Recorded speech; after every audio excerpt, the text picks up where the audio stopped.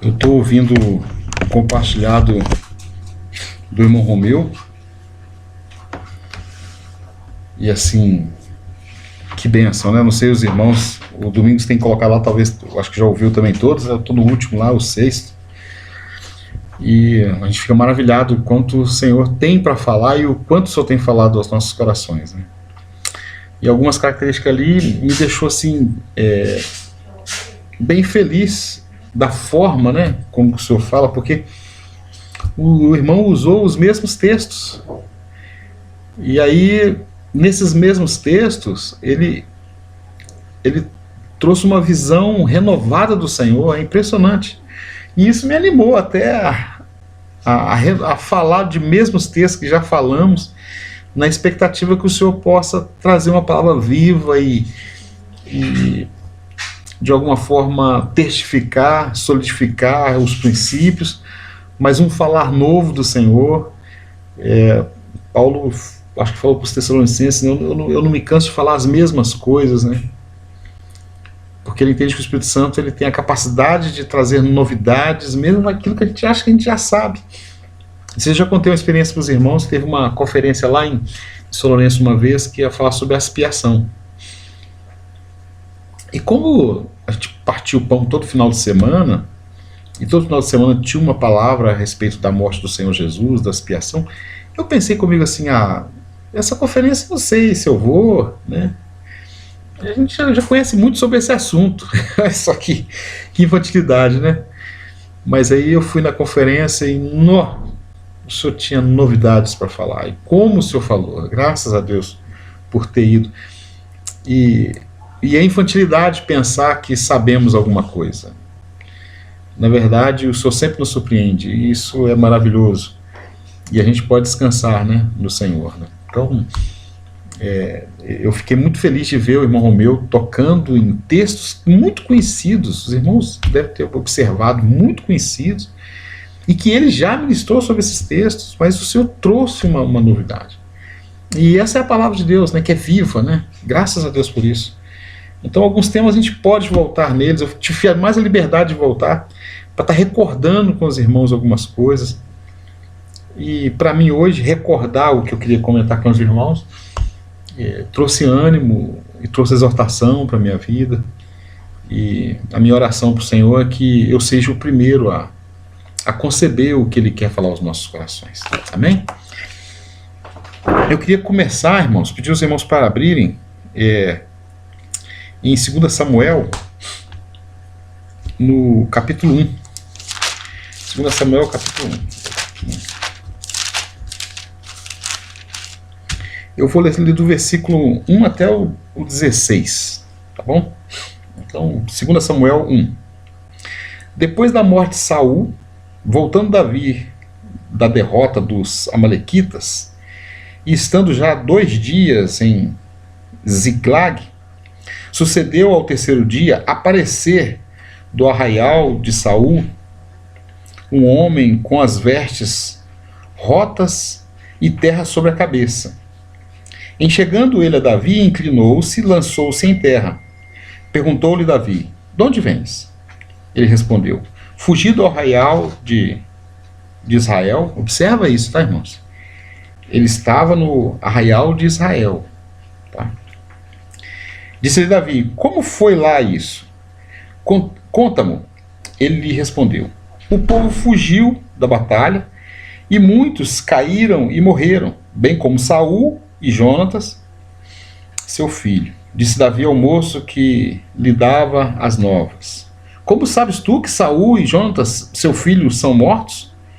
Então disse o moço, portador das notícias: cheguei por acaso à montanha de Gilboa, e eis que Saul estava apoiado sobre a sua lança, e os carros e a cavalaria apertava com ele.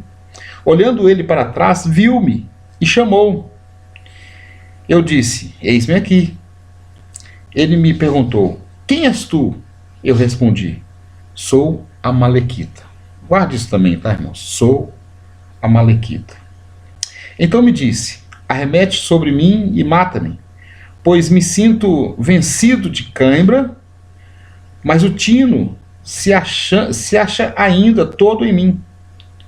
Arremessei-me, pois, sobre ele e o matei, porque bem sabia eu que ele não viveria depois de ter caído. Tomei-lhe a coroa que trazia na cabeça e o bracelete e os trouxe aqui ao meu senhor. Então esse é o relato desse homem, desse amalequita, que estava no arraial de Israel. Então ele foi uma testemunha ocular da morte de Saul e Jonatas, né?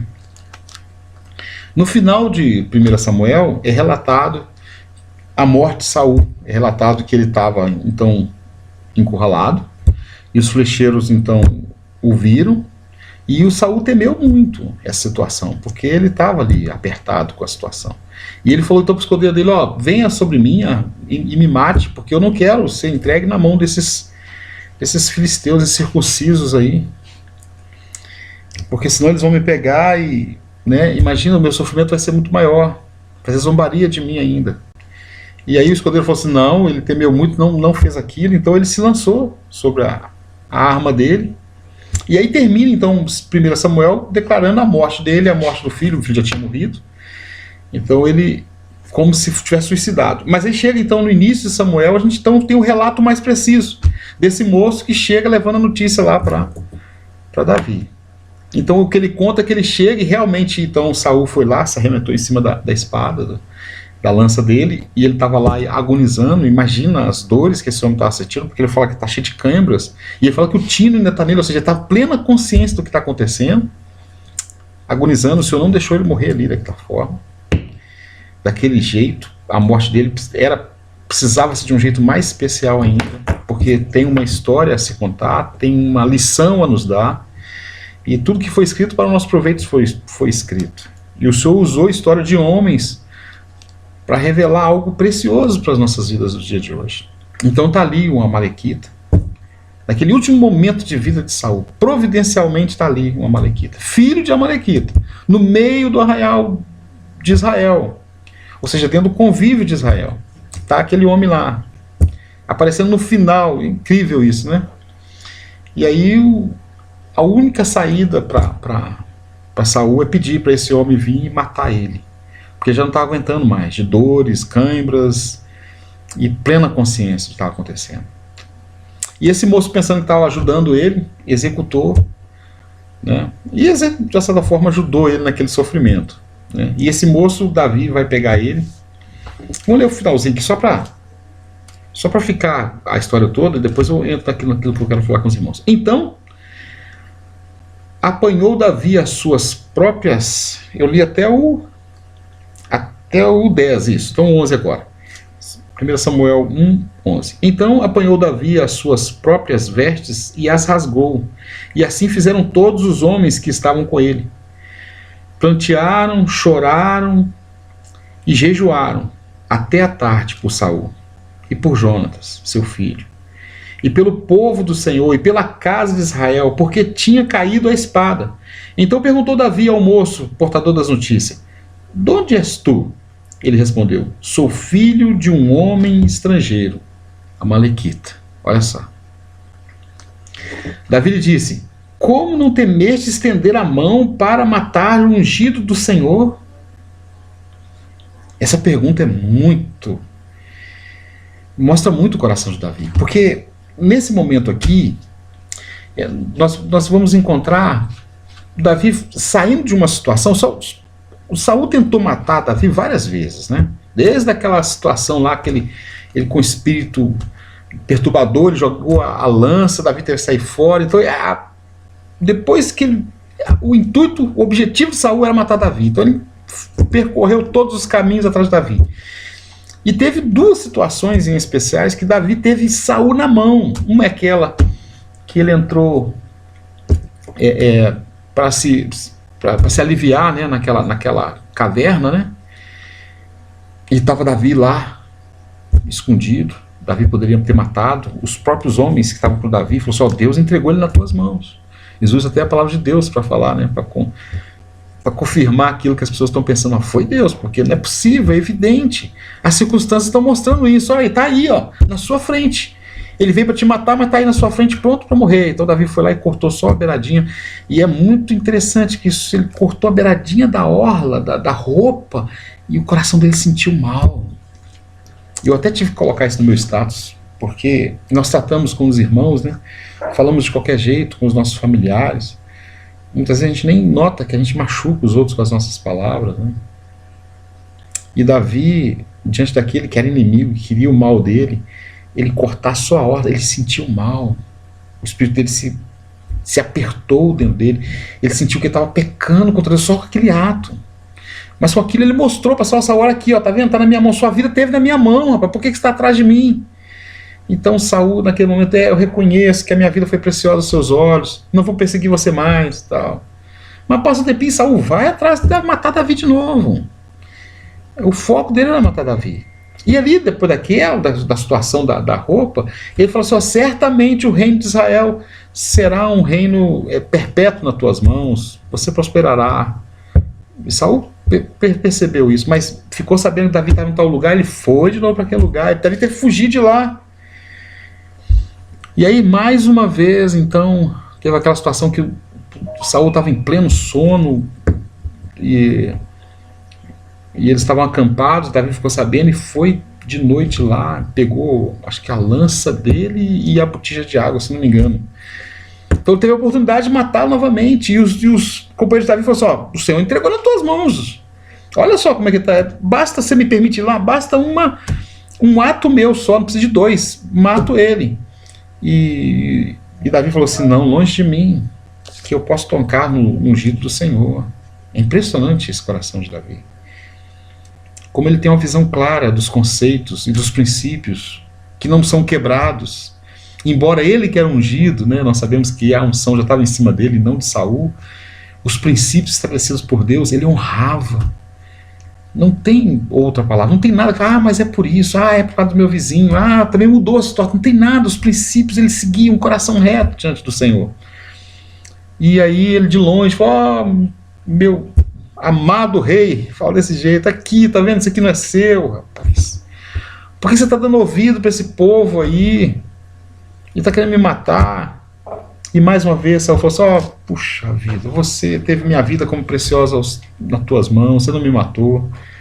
Então, quer dizer, esse é o coração. E a gente fica muitas vezes, eu mesmo lendo esses textos, eu falo, será que Davi é assim mesmo? Ele, né? Era, porque quando ele ficou sabendo da morte aqui, Jonatas, o filho, a gente sabia que eles se amavam, né? Ele amava o filho de Saul. Mas o Saul queria matar ele, queria exterminar com ele. Sabe o que o Saul fez?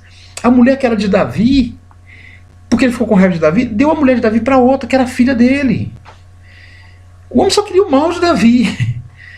Mas estava lá Davi com os princípios divinos no coração. Não vou tocar nesse homem. Eu devo amar esse homem. E quando ele, a segunda vez que ele teve na mão a vida de Saul, sabe o que ele falou para aqueles que deveriam estar cuidando dele? Ele falou assim, vocês que estão aí do lado, o que vocês estão fazendo? Vocês não deveriam estar cuidando e guardando a vida do vosso rei? Deu uma bronca no povo todo lá, vocês não são de nada. Sabe? Para eles ficarem atentos. Que negócio é esse?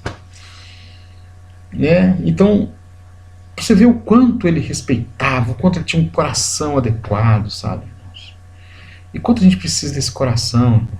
Irmão, a Bíblia, por exemplo, fala assim, para a gente orar pelas lideranças, né? Interceder. Aí, antes de terminar a eleição, estava aquela briga danada lá, com a confusão toda. Se você era de um, você era inimigo do outro, né? Aí eu colocava a pessoa, vem cá, e se fulano que você não concorda ganhar, você não vai orar por ele, não? Eu vou orar para Deus matar ele.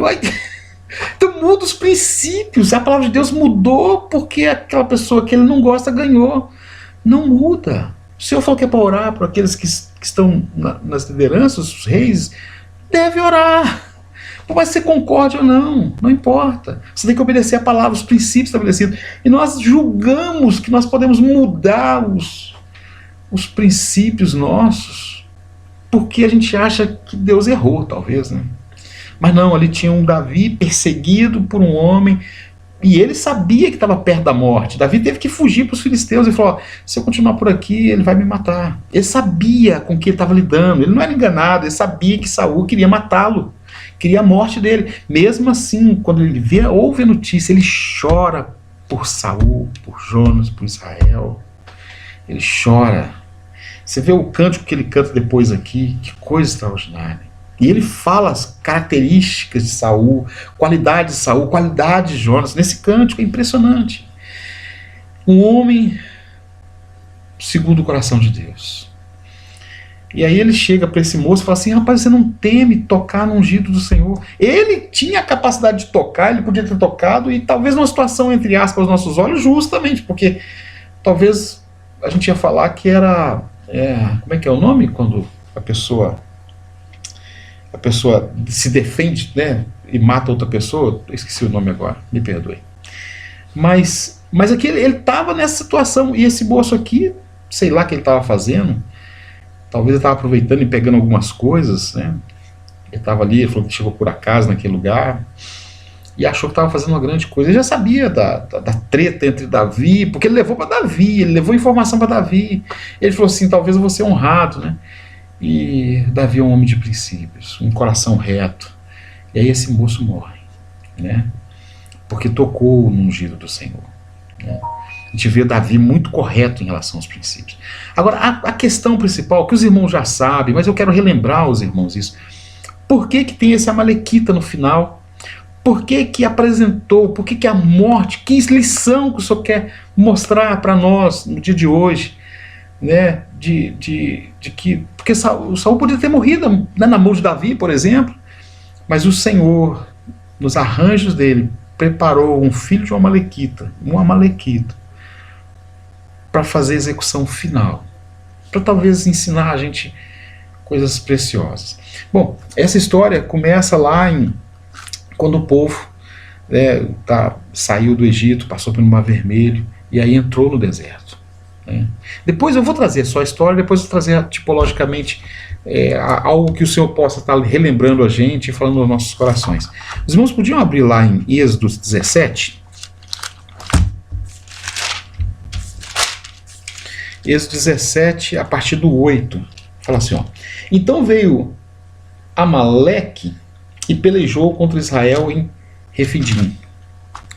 Com isso, ordenou Moisés a Josué: escolhe-nos homens e sai a peleja contra Amaleque. Amanhã estarei eu no cimo do outeiro e o bordão de Deus estará na minha mão. Fez Josué como Moisés lhe dissera e pelejou contra Amaleque. Moisés, porém, Arão e Hur subiram ao cimo do outeiro. Então Moisés levantava a mão e Israel prevalecia. Quando, porém, ele abaixava a mão, prevalecia Amaleque. Ora, as mãos de Moisés eram pesadas, por isso tomaram uma pedra e puseram por baixo dele, e ele nela se assentou. Arão e Hur sustentavam-lhe as mãos, um de um lado e o outro do outro, assim lhe ficaram as mãos firmes até o pôr do sol. E Josué desbaratou a Amaleque e o seu povo a fio de espada. Então disse o Senhor a Moisés: escreve isso para memória no livro e repete-o a Josué, porque eu hei de riscar totalmente a memória de Amaleque debaixo do céu. E Moisés edificou um altar e lhe chamou: o Senhor é a minha bandeira. E disse: porquanto o Senhor jurou, haverá guerra do Senhor contra Amaleque, de geração em geração. Ou seja, tem vários inimigos do povo de Deus, os filisteus, os amorreus, e cada um deles nos conta uma história. E Amaleque aqui é mais um povo, mas só que é esse povo o Senhor prometeu, falou só: eu vou riscar, e vai haver guerra de geração em geração contra esse povo. Para nos ajudar, a gente podia ler também Deuteronômio 25, que está relembrando essa mesma situação com alguns detalhes. Deuteronômio 25, 17 a 19.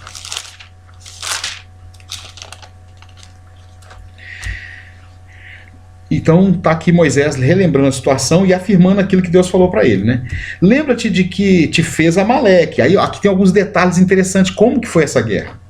como te veio ao encontro no caminho e te atacou na retaguarda, todos os desfalecidos que iam após ti, quando estavas abatidos e afadigados, e não temeu a Deus. Ou seja, Amaleque veio e pegou aqueles que estavam mais cansados, com fadigas, cansados do deserto. Amaleque não foi lá guerrear, Amaleque veio por trás e pegou aqueles cansados, né? E não temeu Deus em fazer isso, né? Quando, pois, o Senhor teu Deus te houver dado sossego de todos os teus inimigos em redor da terra que o Senhor teu Deus te dá por herança, para possuídes, apagarás a memória de Amaleque de debaixo do céu. Não te esqueças. Ou seja, então passou essa informação para Josué. Josué foi um homem de batalha, guerreou a vida toda. Ele não teve o sossego para atacar depois Amaleque. Então o Senhor também não ordenou sobre isso, né? Mas foi passado, o Senhor fará guerra de geração a geração. E o Senhor determinou no coração, eu vou riscar completamente. É uma decisão minha, eu vou riscar. E aí então a gente chega então a Samuel 15:1, que os irmãos sabem, mas é bom só para deixar registrado aqui. 1 Samuel 15.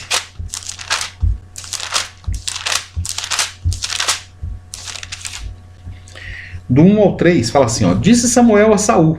Então agora Saul já é estabelecido rei, o povo, né, pediu um rei, então, né, tá errado, mas o Senhor deu então um rei segundo o coração do povo. Então o Senhor falou para Samuel, Samuel, tem algo para Saul fazer. Então disse Samuel a Saul, enviou-me o Senhor a ungir-te rei sobre o seu povo, sobre Israel. Atenta, pois, agora às palavras do Senhor. Assim diz o Senhor dos Exércitos, castigarei Amaleque pelo que fez a Israel, ter se oposto a Israel no caminho, quando esse subia no Egito. Vai, pois, agora e fere Amaleque, e destrói totalmente a tudo que tiver, e nada lhe poupes, porém matarás homem, mulher, meninos, crianças de peito, bois, ovelhas, camelos e jumentos. Né? E aí o 7:8 fala assim, que ele saiu à guerra, né, preparou todo mundo, então feriu Saul aos amalequitas, desde Avilá até chegar a Sur, que está de fronte do Egito. Tomou vivo Agag, rei de Amaleque, dos amalequitas, porém todo o povo destruiu, a fio de espada, só deixou o rei. E aí quando ele está voltando, Samuel chega para ele, como é que foi? Ele está vindo, ele fala, mas que barulho é esse que eu estou ouvindo? Ele fala, nós deixamos o melhor da terra, os irmãos sabem da história, não vou ler tudo aqui não, senão vai demorar muito tempo. E o rei deixou vivo. Ah, meu Deus do céu. E aí o Samuel fala assim, é melhor obedecer do que sacrificar, porque você deixou a palavra do Senhor. Ele falou, não, que deixei, eu fiz conforme ele falou, matei todo mundo lá, mas o povo, né? Aquele lado político, temendo o povo um pouco, mas na verdade o coração dele também era esse, ele não obedeceu completamente. Obedecer pela metade não é obedecer. E a gente precisa entender isso de Deus, né? E aí, só para os irmãos terem o final, o versículo 32 ao 35 fala assim, disse Samuel, traz-me aqui Agag, rei dos amalequitas. Agag veio e ele, confiante, disse, certamente já se foi a amargura da morte.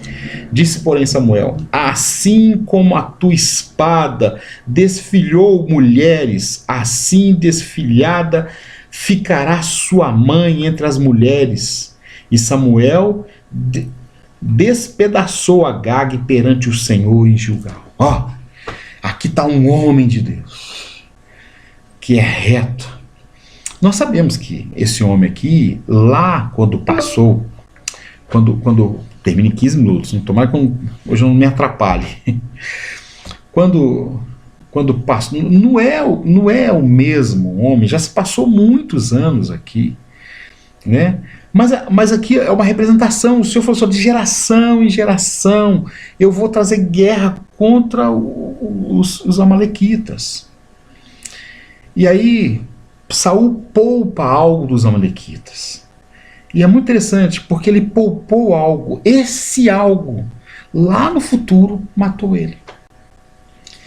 E isso é relembrar junto com os irmãos, a representação de todas essas coisas, os irmãos já conhecem, mas quem sabe o Senhor pode falar de novo aos nossos corações e trazer um peso maior. Nós sabemos que o Egito tipifica o mundo, o Mar Vermelho tipifica o batismo. Nós sabemos que o deserto tipifica o tratamento do Senhor, o quebrantamento do Senhor. A terra prometida é a vida abundante de Cristo. Não é o céu, a gente já falou sobre isso, né? Porque no céu não tem inimigos. E a gente vai ter que batalhar essas coisas. Então, o Senhor no deserto ali tem algo a trabalhar com o povo dele. Ele tá quebrantando o povo dele, né? E muitas vezes, irmãos, quando a gente está passando por um quebrantamento, por um tratamento do Senhor, é que se manifesta a nossa carne. E aí, na figura, eu preciso trazer, o Amaleque, ele representa a nossa carne. Porque quando a gente vai para o Novo Testamento, a gente vê também uma briga acirrada, que o Senhor determinou que a carne milita contra o espírito contra a carne. E quando a gente traz essa realidade para o Velho Testamento e vê a sombra, o Amaleque representa muito bem a nossa carne. Porque se nós deixarmos a nossa carne viva, ou se nós pouparmos alguma característica da nossa carne, o final vai gerar morte para nós. Então nós temos a tipologia toda aqui explanada, né? O deserto, então, tipifica o quebrantamento, o tratamento do Senhor, a disciplina do Senhor. O Amaleque representa, então, a nossa carne. E aí há algo que nós temos uma postura que precisamos tomar diante da carne. E ali, então, a carne se manifesta. E eu prestei atenção numa coisa, que quando vem esse inimigo, que a gente quando fala de inimigo, a gente sempre olha algo externo. Mas esse Amaleque é algo interno, porque ele representa a nossa carne. E a nossa carne, ela não vai ser uma inimiga contra nós, nos machucando. Ela vai ser uma inimiga contra nós, de uma certa forma, contra Deus. Contra os princípios de Deus. Porque quando o Senhor começa a trabalhar com as nossas vidas, e Ele introduz a gente numa situação em que é desconfortável para a nossa alma, a carne se levanta e fala assim, você não merece isso. Você é uma pessoa boa. Todo mundo está dando certo, mas você está dando errado. A nossa carne.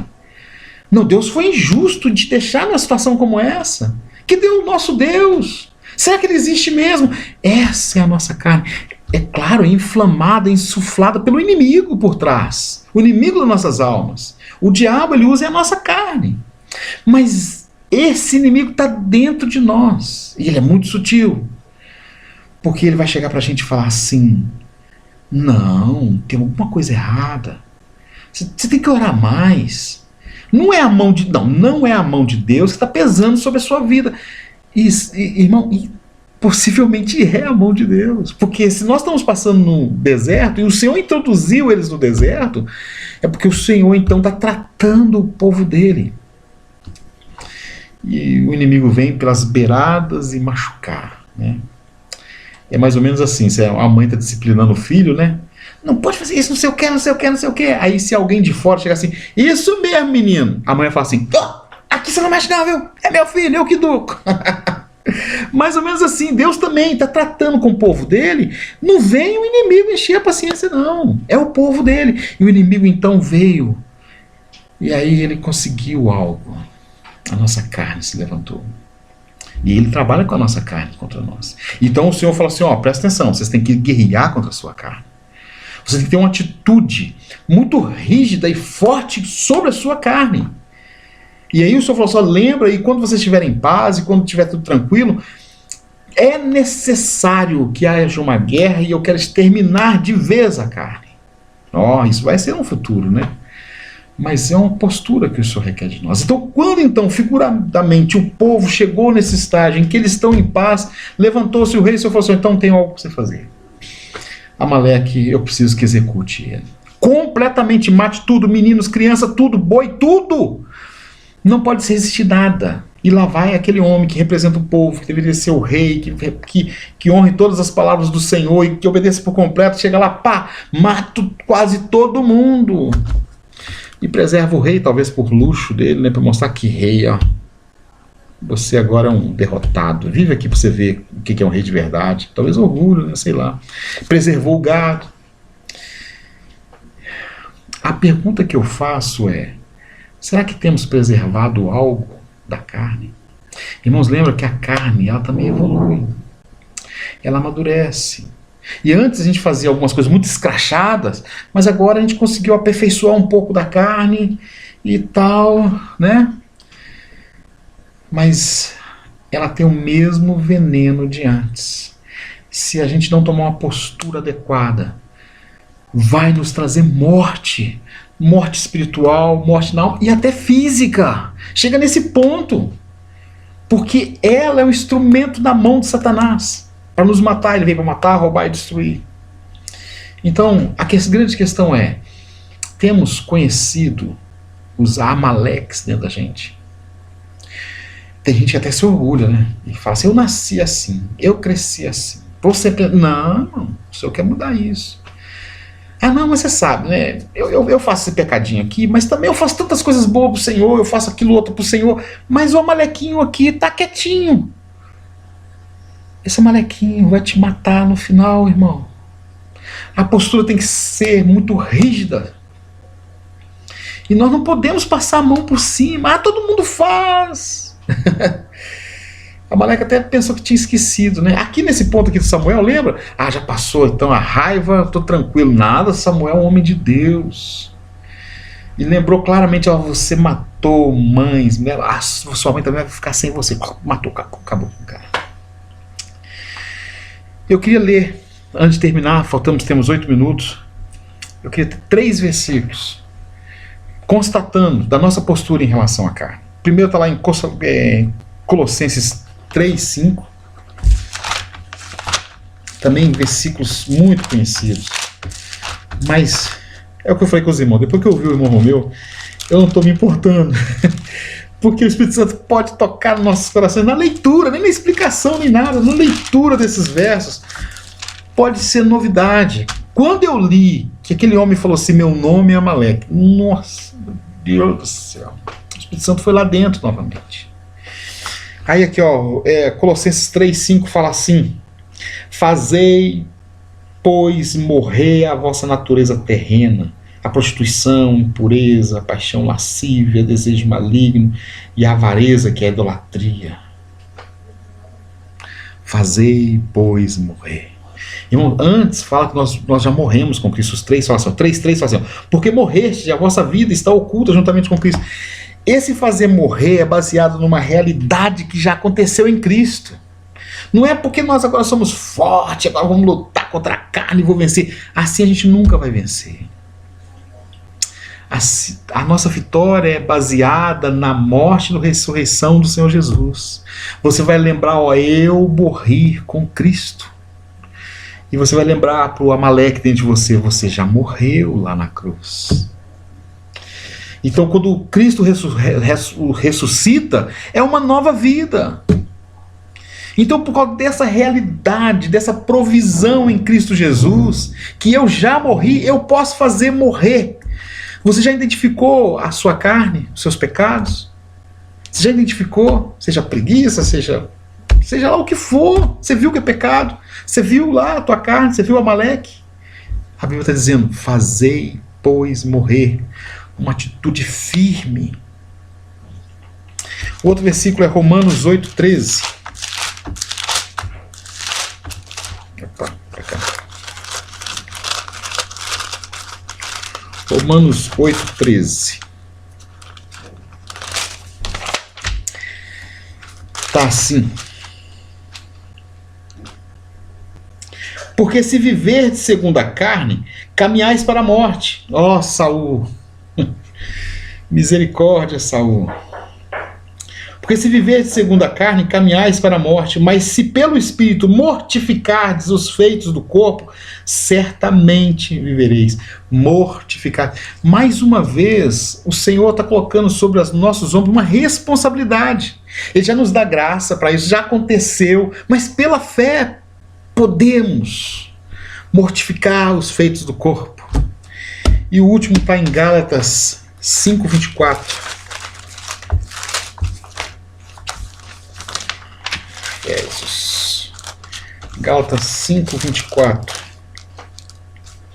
Lá está escrito assim: e os que são de Cristo crucificaram a carne com as suas paixões e concupiscência.